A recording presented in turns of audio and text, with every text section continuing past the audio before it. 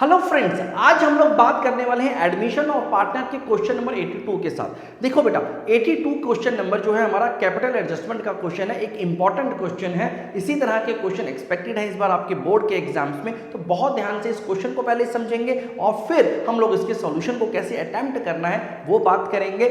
आपके पास TS gravel 2022 addition होना जरूरी है, लेकिन अगर आपके पास नहीं है तो आप उसको खरीद लें। अदरवाइज यहाँ पर touchforcareer.com जो मेरी अपनी वेबसाइट है उस पर मैंने इसके सभी सॉल्यूशंस को डाल दिया है। अब वहां पर जाकर के भी इसके सॉल्यूशंस को देख सकते हैं।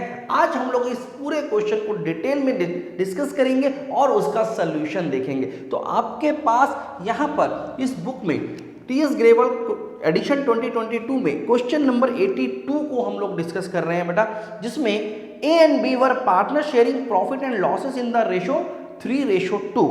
Their balance sheet as at 31st March 2018 was as follows। तो यहाँ पर हमारे पास एक बैलेंस शीट दे रखी है। इस बैलेंस शीट के अंदर हम देखेंगे तो कैपिटल अकाउंट है, लाइबिलिटी साइड पर क्रेडिटर्स हैं, एम्प्लॉयज प्रोविडेंट फंड है, वर्कमैन कंपनसेशन फंड है और कंटीजेंसी रिजर्व दिया हुआ है। जबकि एसेट साइड पर कुछ एक एसेट्स की बात की गई है। बाद में हमारे पास क्या इन्फॉर्मेशन है, जरा उसको डिटेल में पहले समझ लेते हैं। C was admitted as a new partner and brought 64,000 as capital and 15,000 for his share of goodwill। यानी जब C का एडमिशन हुआ, जब उसने A और B को एज ए पार्टनर ज्वाइन किया तो उससे 64,000 रुपीज का कैपिटल मांगा गया बेटा। तो वो 64,000 रुपीज कैश लेकर के आ गया अपनी कैपिटल के नाम पर और 15,000 रुपीज का अमाउंट लेकर के आया वो अपनी गुडविल का।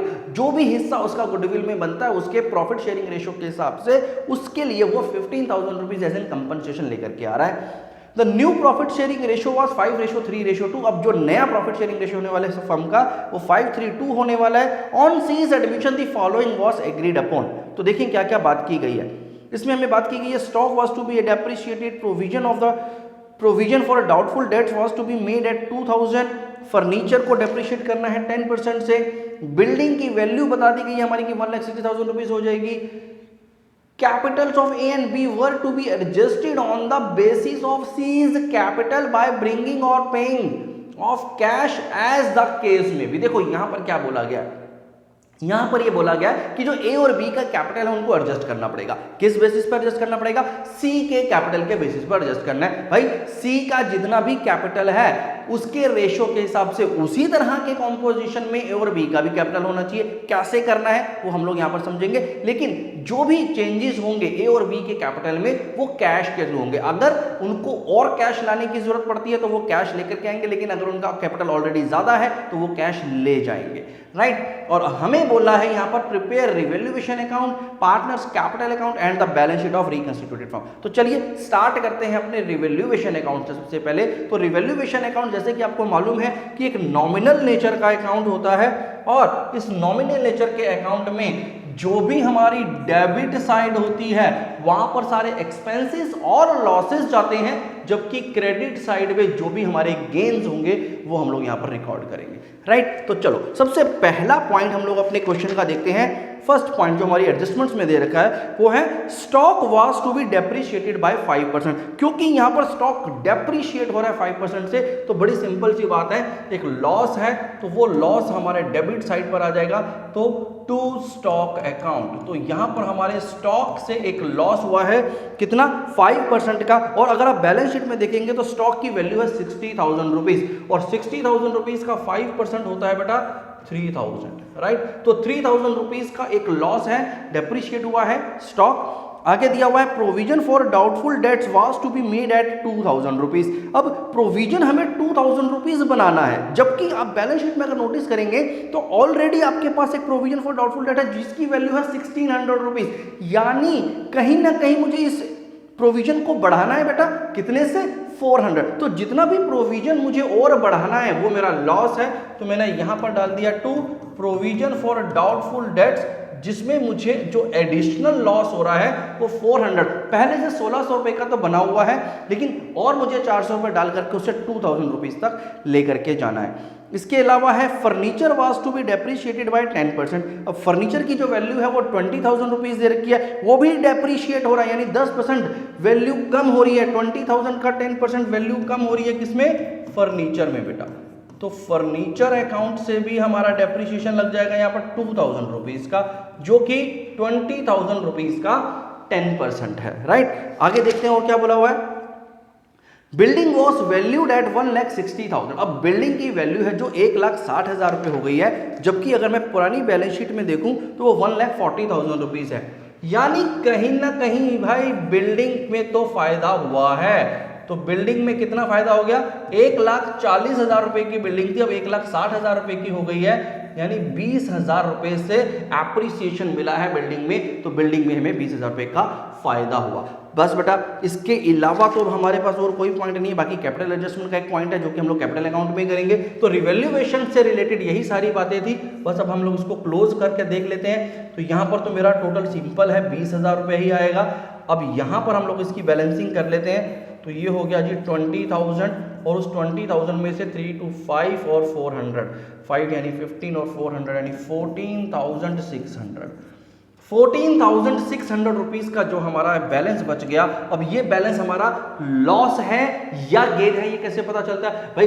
फायदे वाला टोटल ज्यादा है, नुकसान वाला टोटल कम है, तो फायदा ही हुआ। तो टू रिवैल्यूएशन गेन, राइट। तो हमारे को यहाँ पर रिवैल्यूएशन में गेन आया है 14,600। अब जितना भी रिवैल्यूएशन में गेन आता है, हम इसका क्या करते हैं आपको अच्छे से मालूम है। जितना भी हमारा ये गेन आएगा, उस गेन को हम ओल्ड पार्टनर, यहाँ पर ओल्ड पार्टनर कौन है, ए और बी, ओल्ड पार्टनर को उनके ओल्ड रेशो यानी 3:2, राइट। तो 3:2 में डिस्ट्रीब्यूट कर देंगे बेटा। तो यहाँ पर ए और बी में जब आप 14,600 रुपीज को डिस्ट्रीब्यूट करेंगे in their profit sharing ratio, तो चलो देख लेते हैं कितना अमाउंट आने वाला है। तो यहां पर आ गया 14,600 इंटू 3/5, दैट इज 8760। इसी तरह से अगर मैं बी का भी कैलकुलेट करूं, 14,600 इंटू 2/5, तो ये आ गया 5840। तो ये हमने बांट दिया बेटा इनको, इनके जो रिवैल्यूएशन के गेन को इनके कैपिटल अकाउंट में हम लोग यहाँ पर ट्रांसफर कर देंगे। तो ये तो हो गया हमारा रिवैल्यूएशन अकाउंट कंप्लीट, राइट। तो आई होप ये आपको पता है, अच्छे से समझ में आता है आपको। नेक्स्ट जो हमें यहाँ पर वर्किंग करनी है वो है कैपिटल अकाउंट की। देखो कैपिटल अकाउंट थोड़ा सा कॉम्प्लेक्स है, कैपिटल अकाउंट में बहुत सारी वर्किंग करनी पड़ेगी। तो इसलिए पहले ये समझ लेते हैं कि हमें उसमें क्या क्या डालना है।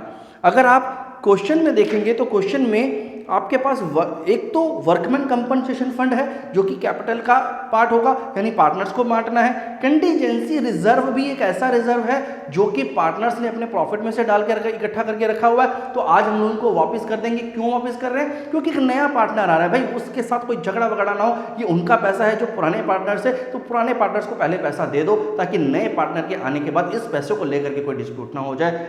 एक और है एम्प्लॉय प्रोविडेंट फंड। बहुत सारे स्टूडेंट इसको लेकर के कंफ्यूज रहते हैं बेटा। तो यहां पर ध्यान रखना है आपको कि जो एम्प्लॉय प्रोविडेंट फंड होता है ये पार्टनर्स ने नहीं बनाया, ये फर्म बनाती है। तो इसलिए जब भी हमारा रिटायरमेंट होगा, डेथ होगा, एडमिशन होगा, change in profit sharing ratio होगा, तो ईपीएफ अमाउंट को हम लोग टच नहीं करते, उसको एज इट इज छोड़ देते हैं। ये एक चार्ज अगेंस्ट प्रॉफिट है। तो बस यहां पर ये दो चीजों का ध्यान रखना है। इसके अलावा जो हमारी कैपिटल एडजस्टमेंट है उसको देखना है। और एक जो इंपॉर्टेंट बात यहां पर, जब सी का एडमिशन हो रहा है तो सी अपने साथ 64,000 रुपीज का पैसा लेकर के आ रहा है कैपिटल के रूप में। कैपिटल लेकर के आ रहा है 64,000 रुपीज की, और 15,000 रुपए की गुडविल का अमाउंट लेके आ रहा है। यहां पर देखो 15,000 रुपीज का प्रीमियम फॉर गुडविल वो लेकर के आ रहा है। हम इस गुडविल का क्या करते हैं आपको अच्छे से मालूम है। जितना भी प्रीमियम फॉर गुडविल एडमिशन के टाइम पर नया पार्टनर लेकर के आता है उसे हम लोग ओल्ड पार्टनर्स में बांट देते हैं। किस रेशो में बांटते हैं ये याद रखना है। किस रेशो में बांटते हैं? सेक्रीफाइसिंग रेशो में बांटते हैं। तो इसका मतलब यहां पर मुझे सबसे पहले क्या करना पड़ेगा, ए और बी का सेक्रीफाइसिंग रेशो कैलकुलेट करना पड़ेगा ताकि मैं इस गुडविल को बांट सकूं। गुडविल को बांटने के लिए मुझे सेक्रीफाइसिंग और गेनिंग रेशियो कैलकुलेट करना है। तो चलो एक छोटा सा वर्किंग नोट बना ही लेते हैं हाथ के हाथ। तो यहां पर हम लोग जो वर्किंग करने वाले हैं वो किस चीज की करने वाले हैं? यहां पर हम लोग बात करने वाले हैं कैलकुलेशन ऑफ सेक्रीफाइसिंग रेशियो की। यहां पर देखो बेटा, सेक्रीफाइसिंग रेशियो का फॉर्मूला क्या होता है?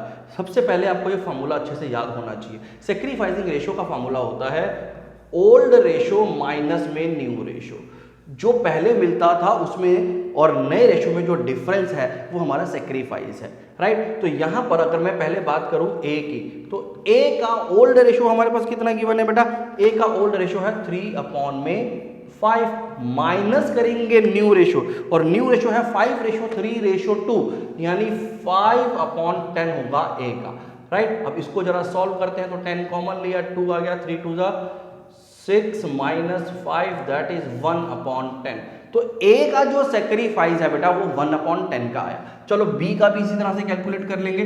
बी का जो ओल्ड रेशो है वो 2/5 है बेटा, और जो न्यू रेशो यहां पर हमें बी का दे रखा है वो 3/10। देखो न्यू रेशो की बात बताई गई है हमें, राइट। तो यहां पर अगर हम इसको कैलकुलेट करेंगे तो फिर अगेन 10 यहां पर कॉमन आ गया, 4 माइनस 3 दैट इज 1/10। तो यहां पर अगर आप देखोगे तो दोनों का जो सेक्रीफाइस है 1/10 है, यानी जो इनका सेक्रीफाइसिंग रेशो है वो इक्वल है बेटा, राइट। तो इक्वल प्रोपोर्शन में ये सेक्रीफाइस करने वाले हैं नए पार्टनर के आने से, ये बात हमें समझ में आ गई। ठीक है, अब हमें क्या करना है, उस गुडविल को भी इक्वल प्रोपोर्शन में बांटना पड़ेगा। चलो ये वर्किंग भी हम लोगों ने कर लिया। अब नेक्स्ट हम लोगों को प्रिपेयर करना है कैपिटल अकाउंट, तो चलो उस प्रिपेयर कर लेते हैं। तो कैपिटल अकाउंट का फॉर्मेट पहले आप लोग ड्रॉ कर लेंगे इस तरह से, राइट। और इस अकाउंट में सबसे पहले हम लोग लेकर के आते हैं बेटा बैलेंसेस को।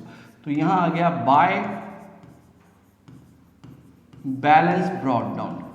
अब यहां पर अगर मैं बैलेंसेस की बात करूं तो बैलेंस शीट में हमें ए और बी का बैलेंस है 1,04,000 ए का, 1,04,000 और 52,000 रुपीज बी का बैलेंस दे रखा है, राइट। तो ये तो हो गए हमारे दोनों पार्टनर्स के बैलेंसेस। सी तो नया पार्टनर है तो उसका कोई पुराना बैलेंस नहीं है। सी लेकिन जब पार्टनर बन रहा है तो वो कैश के रूप में पैसा लेकर के आ रहा है अपने कैपिटल के नाम पर, राइट। तो उसका जो कैपिटल है वो कैश में आ रहा है, और वो कितना कैश ला रहा है, वो कैश ला रहा है बेटा 64,000 रुपीज। देखो पहली ही लाइन में लिखा हुआ है कि सी 64,000 रुपीज का कैपिटल ला रहा है और वो कैश में आएगा। तो यहां पर हम लोग कैश अकाउंट, मुझे कैसे पता चला कि वो कैश में आएगा, देखो ना क्वेश्चन ने एक दो बार हिंट किया है मुझे कि कैश की बात की है। दूसरा, उसकी बैलेंस शीट में भी अगर आप देखोगे तो बैलेंस शीट में सिर्फ एक कैश कंपोनेंट की बात की गई है, बैंक की बात नहीं की गई। तो इसलिए मुझे यहां पर बैंक नहीं लेना है, मुझे यहां पर कैश ले लेना है। ठीक है, तो ये तो हो गए हमारे बैलेंसेस और उसका कैश। इसके अलावा जो सी लेकर के आया वो लेकर आया है 15,000 रुपीज की गुडविल। अब आपको अच्छे से याद होगा कि हमें गुडविल को इनके सेक्रीफाइसिंग रेशो में बांटना था, जिस वजह से अभी अभी हम लोगों ने सेक्रीफाइसिंग रेशो निकाला, और सेक्रीफाइसिंग रेशो क्या निकला, इक्वल 1:1। तो इसका मतलब जो भी गुडविल का प्रीमियम होगा, तो बाय प्रीमियम फॉर गुडविल, ये जो प्रीमियम फॉर गुडविल का पैसा आया वो अब इनके सेक्रीफाइसिंग यानी इक्वल रेशो में मुझे ए और बी में बांटना है। तो 7,500 रुपीज ए को और 7,500 रुपीज बी को देकर के मैंने 15,000 रुपीज बांट दिया। तो यहां पर मेरा गुडविल का भी निपटारा हो गया। इसके अलावा अगर हम पहले बैलेंस शीट की बात कर लेते हैं, तो बैलेंस शीट में एक है वर्कमैन कंपनसेशन फंड जो कि 10,000 रुपीज का है, और हमें इसको कैसे बांटना है बेटा, देखो बहुत ही ध्यान से समझना है। वर्कमैन कंपनसेशन रिजर्व अकाउंट में जितना भी पैसा पड़ा है उसमें से पहले क्लेम दिया जाता है, क्योंकि हमारे इस क्वेश्चन में कोई क्लेम नहीं है तो जो भी पैसा है वो पार्टनर्स में बट जाएगा। और किस रेशो में, हमेशा ओल्ड रेशो में, और इनका जो ओल्ड रेशो है वो 3:2 है। तो 10,000 रुपीज के अमाउंट को जब मैं 3:2 में बांटूंगा तो 6,000 और 4,000 रुपीज ए और बी में बढ़ गया, राइट। एक तो हमने वर्कमैन कंपनसेशन रिजर्व को बांट दिया। दूसरा क्या है हमारे पास, दूसरा है हमारे पास कंटिंजेंसी रिजर्व। तो यहां पर ये जो कंटिंजेंसी रिजर्व के नाम पर पैसा है 10,000 रुपीज, वो भी हमारा ओल्ड रेशो में सेम तरीके से बढ़ जाएगा जैसे कि हमने WCR को बांटा था, राइट। तो कंटिजेंसी रिजर्व भी मैंने यहाँ पर खत्म कर दिया, बांट दिया। और मेरा कुछ भी नहीं है बैलेंस शीट में। EPF जैसे कि मैंने आपको बताया वो फर्म का होता है तो हम उसको टच नहीं करेंगे, खत्म होगी बात बेटा। अब इसके अलावा रिवैल्यूएशन हुआ था हमारा, और रिवैल्यूएशन का जो भी गेन हुआ था वो मुझे अभी नहीं देना है। तो चलो पहले देख लेते हैं कैसे लिखेंगे। तो यहाँ लिखेंगे बाय रिवैल्यूएशन अकाउंट। अब रिवैल्यूएशन अकाउंट से क्योंकि इनको गेन मिलने वाला है तो इनका अकाउंट क्रेडिट हो जाएगा। और कितना कितना गेन था एक बार चेक कर लेते हैं। यहां पर अगर मैं देखूं तो 8,760 तो ए को मिलने वाला है और 5,840 बी को। तो 8,760 ए को मिलेगा, तो यहां पर आ गया 8,760 और बी को कितना अमाउंट है 5,840। तो यहां पर 5,840 का अमाउंट हमने बी को क्रेडिट करना है बेटा, राइट। तो यहां पर हो गया हमारा ये कैपिटल की ये सारी बातें जो हमें बता रखी थी। इसके अलावा अब लास्ट पॉइंट जो कि एक इंपॉर्टेंट पॉइंट है, देखो हम लोग बैलेंस शीट से सारी चीजें लिख चुके हैं, रिवैल्यूएशन के सारी काम कर चुके हैं, यहां पर डाल चुके हैं, बैलेंसेस डाल चुके हैं। अब मुझे इनके एडजस्टमेंट की बात करनी है, कैपिटल एडजस्टमेंट। देखो कैपिटल एडजस्टमेंट को एक बार लाइन को दोबारा से पढ़ते हैं और समझते हैं कि क्या बोलना चाह रहा है।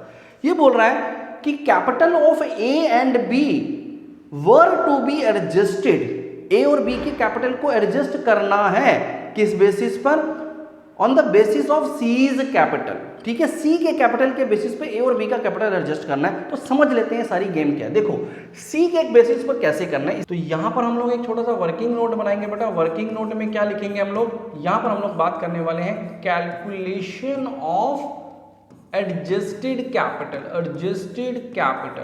तो देखो एडजस्टेड कैपिटल में हमें क्या करना है, आपको ये पता लगाना है कि ए और बी का कैपिटल कितना होना चाहिए, और वो अगर कम है तो वो लेकर के आ जाए, ज्यादा है तो लेकर के चले जाए। तो उसके लिए मुझे सबसे पहले काम क्या करना पड़ेगा, मुझे सबसे पहले ये जानना पड़ेगा कि भाई कैपिटल कितना कितना किसका होना चाहिए। तो सबसे पहले बात करते हैं सी की। तो यहां पर सी का कैपिटल कितना है 64,000। तो मुझे सी के कैपिटल की जरूरत क्यों पड़ी, क्योंकि सी के कैपिटल के हिसाब से ही मुझे ए और बी के कैपिटल को एडजस्ट करना है। और सी के कैपिटल अगर 64,000 रुपीज है और उसका जो प्रॉफिट शेयरिंग रेशियो होने वाला है वो कितना बताया गया हमें, वो हमें बताया गया है 2/10, राइट। जो इनका न्यू प्रॉफिट शेयरिंग रेशियो यानी जो सी का रेशियो होगा वो 2/10 होगा। तो अगर 2/10 का उसका रेशियो है तो उसका कैपिटल कितना है 64।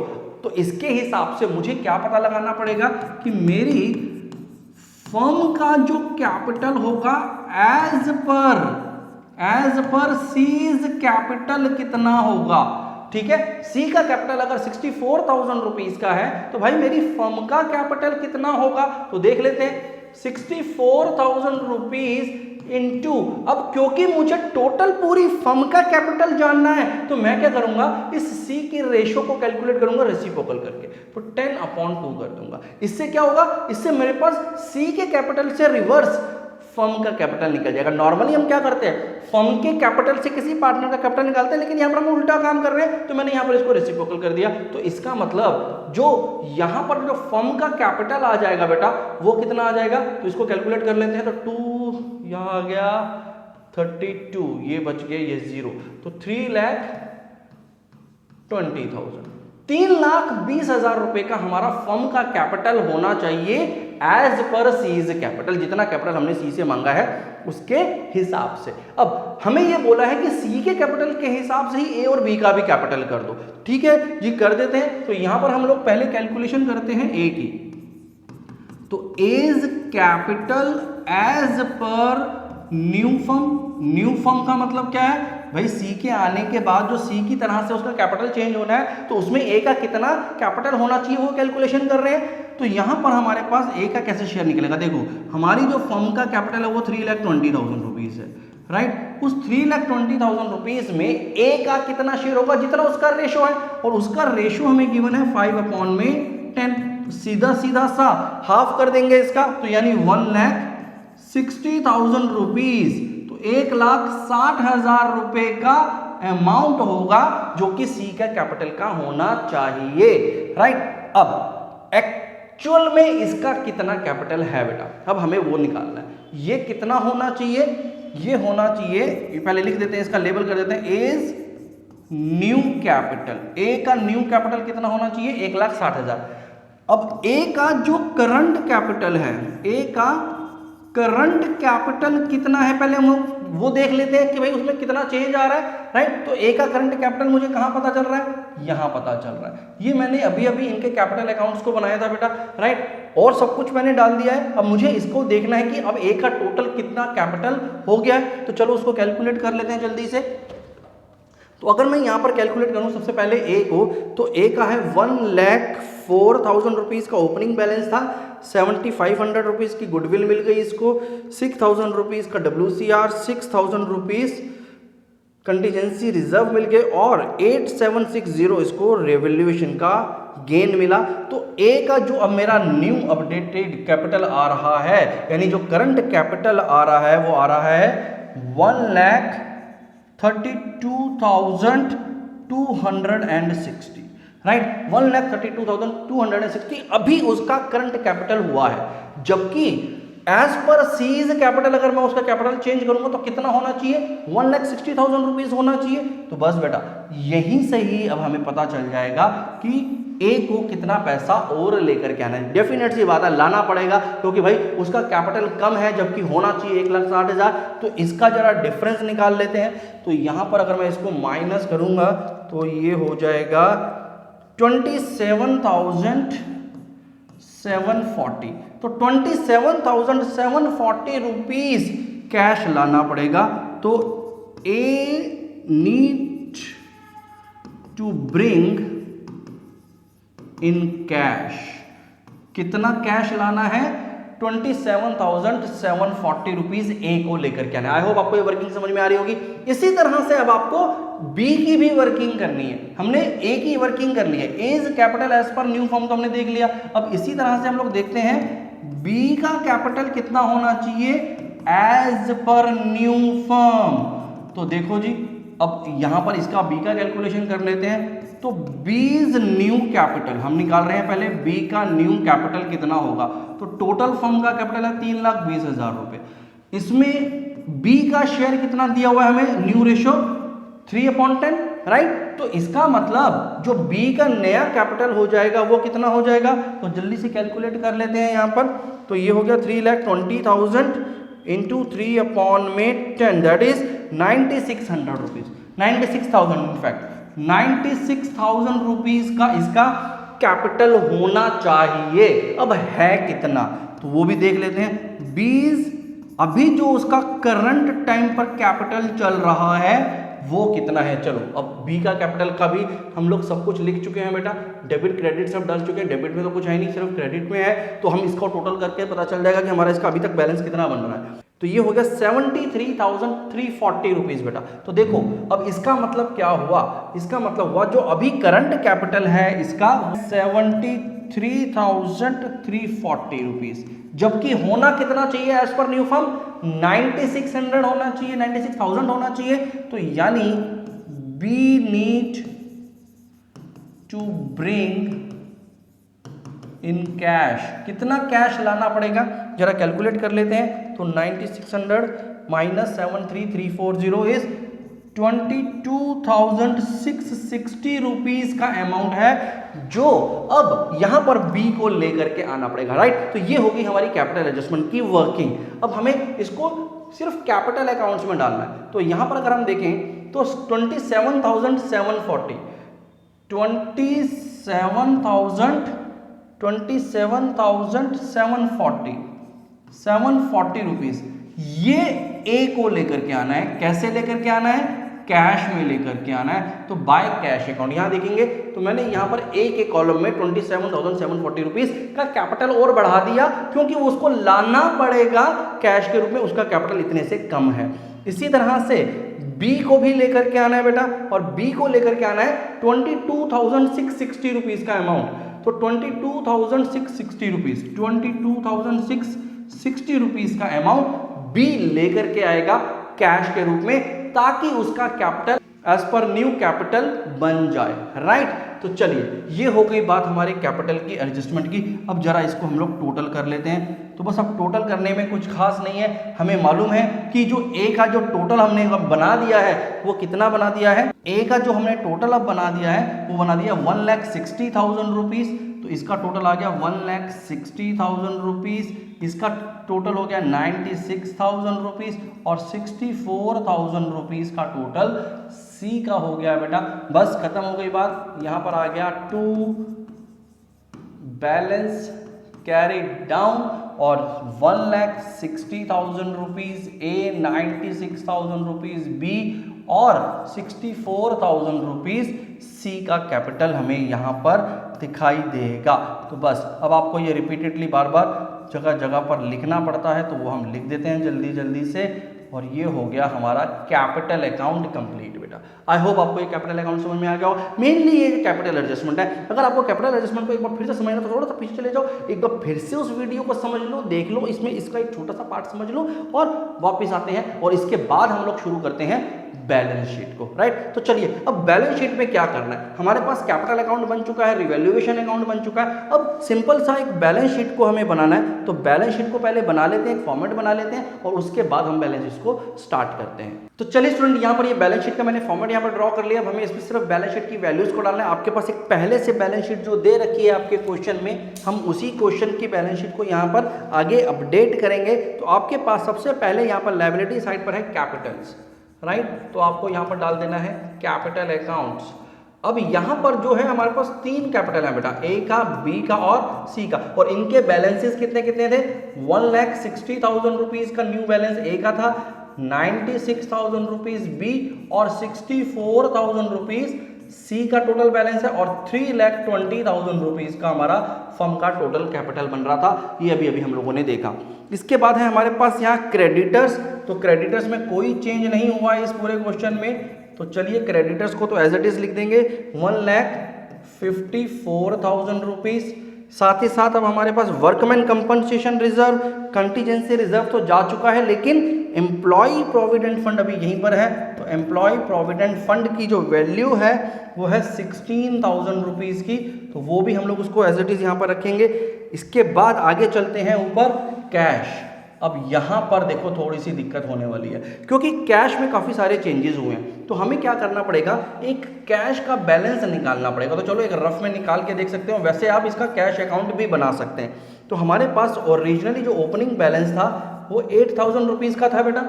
इसमें क्या चेंज हुआ, इसमें सी का जब एडमिशन हुआ तो सी कितना कैपिटल लाया था, 64,000 रुपीज़ का कैपिटल लाया था, प्लस इसके अलावा सी 15,000 रुपए का गुडविल भी तो लेके आया था, तो वो 15,000 रुपीज कैश में गुडविल भी आ गया।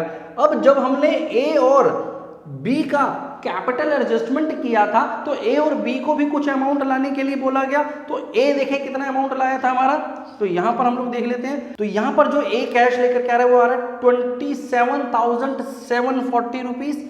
यहां पर आ जाएगा जी 27,740 प्लस बी कितना लेकर के आ रहा है, बी लेकर के आ रहा है 22,660 बेटा। तो 22,660 रुपीज का अमाउंट बी लेकर के आने वाला है। तो चलो अब इसका टोटल कर लेते हैं कि कितना कितना अमाउंट हमारा कैश में हो गया है। 8,000 रुपीज का हमारे पास ऑलरेडी ओपनिंग बैलेंस दिया हुआ है, 64,000 प्लस 15,000 प्लस 27,740 प्लस 22,660 रुपीज, यानी ये जो टोटल कैश अब मेरे पास हो गया वो हो गया 1,37,400 रुपीज। 1,37,400 रुपीज ये मेरा बैलेंस हो जाएगा। 1,37,400 रुपीज का मेरे पास कैश हो गया है। तो चलिए आगे देख लेते हैं। इसके बाद इसके अलावा हमारे पास दिया हुआ है सेंड्री डेटर्स। तो सेंड्री डेटर्स को हम लोगों ने यहाँ डाल दिया, और सेंड्री डेटर्स की जो वैल्यू है वो है 37,600 रुपीज। इसमें हमें लेस करना है बेटा, लेस क्या करना है, प्रोविजन फॉर डाउटफुल डेट्स, जो कि अब हमें क्या कर दिया है 2,000 रुपीज कर दिया। हमें क्वेश्चन ने बोला था, तो बस इसको लेस करने के बाद जो हमारे पास टोटल बच गया वो बच गया 35,600 रुपीज। ये हो गया हमारा सेंड्री डेटर्स। इसके अलावा है हमारे पास स्टॉक। तो देखो जी स्टॉक में भी हमारा एडजस्टमेंट हुआ था। अपने रिवैल्यूएशन अकाउंट में स्टॉक को कम किया था कितना, 5%, यानी 3,000 रुपीज से स्टॉक कम हुआ था। तो अब जो स्टॉक बच गया वो 57,000 रुपीज बच गया। 60 से 57 हो जाएगा, 3,000 रुपीज डेप्रीशिएट कर लिया था हमने। प्रीपेड इंश्योरेंस, तो प्रीपेड इंश्योरेंस में कोई चेंज नहीं हुआ है, तो ये है हमारा 6,000 रुपीज। तो इसको हम लोग एज इट इज यहाँ पर उतार देंगे बेटा। नेक्स्ट वैल्यू जो दे रखी है प्लांट एंड मशीनरी, इसमें भी कोई चेंज नहीं हुआ। तो प्लांट एंड मशीनरी की जो वैल्यू है हमारे पास 76,000 रुपीज़ की है, इसमें कोई चेंज नहीं है, तो इसको भी एज इट इज लिख दिया मैंने। बिल्डिंग में चेंज हुआ था बेटा। अगर आप देखेंगे तो बिल्डिंग की वैल्यू हमें नहीं बताई गई थी, वो थी 1,60,000 रुपीज़। तो 1,60,000 रुपये से हमारी बिल्डिंग हो गई है। और है उसके बाद फर्नीचर जिसमें हमारा 10% का डेप्रिसिएशन लग चुका है, यानी पहले 20,000 रुपये की थी, 2,000 रुपये कम होकर के जो फर्नीचर हो गया है तो 18,000 रुपीज़ का ये जो हमारा फर्नीचर हो गया है। बस खत्म हो गया बेटा, इसके अलावा और कुछ भी नहीं है। तो अब हमें इसको सिर्फ टोटल करना है। तो चलो चेक कर लेते हैं कि बैलेंस शीट का टोटल हमारा क्या आ रहा है। पहले लाइबिलिटी साइड को एक बार चेक कर लेते हैं और उसका टोटल यहाँ पर लिख लेते हैं। तो लाइबिलिटी साइड पर 3,20,000 प्लस 1,54,000 प्लस 16,000, ये आ रहा है 4,90,000 रुपीज़। इसके अलावा अब जरा एसेट साइड को भी चेक कर लेते हैं। एसेट साइड में जो हमारे पास टोटल दे रखा है वो है, ये हो गया है बेटा 4,90,000। इसका मतलब हमारी जो बैलेंस शीट है वो आराम से मैच कर गई है, दोनों तरफ का टोटल हमारा सेम आ गया है और यही हमारा बैलेंस शीट का वर्किंग था बेटा। आई होप आपको ये पूरा क्वेश्चन समझ में आ गया होगा, जिसमें हमने सबसे पहले क्या किया, सबसे पहले हमने एक रिवैल्यूएशन अकाउंट को बनाया, रिवैल्यूएशन गेन को निकाला, फिर हमने बनाया कैपिटल अकाउंट। उस कैपिटल के अंदर इस सारी कैपिटल की एडजस्टमेंट्स को करना था, जो कि हमने डिटेल में समझ ली है बेटा। तो ये पूरी एडजस्टमेंट करने के बाद फाइनली हम लोग अपनी बैलेंस शीट पर पहुंचे और इस तरह से हमारा ये क्वेश्चन खत्म होता है। अगर आपको इस क्वेश्चन से रिलेटेड कोई भी डाउट है तो बेटा आप कमेंट बॉक्स में लिख करके मुझसे क्वेश्चन का डाउट पूछ सकते हैं। नेक्स्ट क्वेश्चन को नेक्स्ट वीडियो में करते हैं। Thank you very much.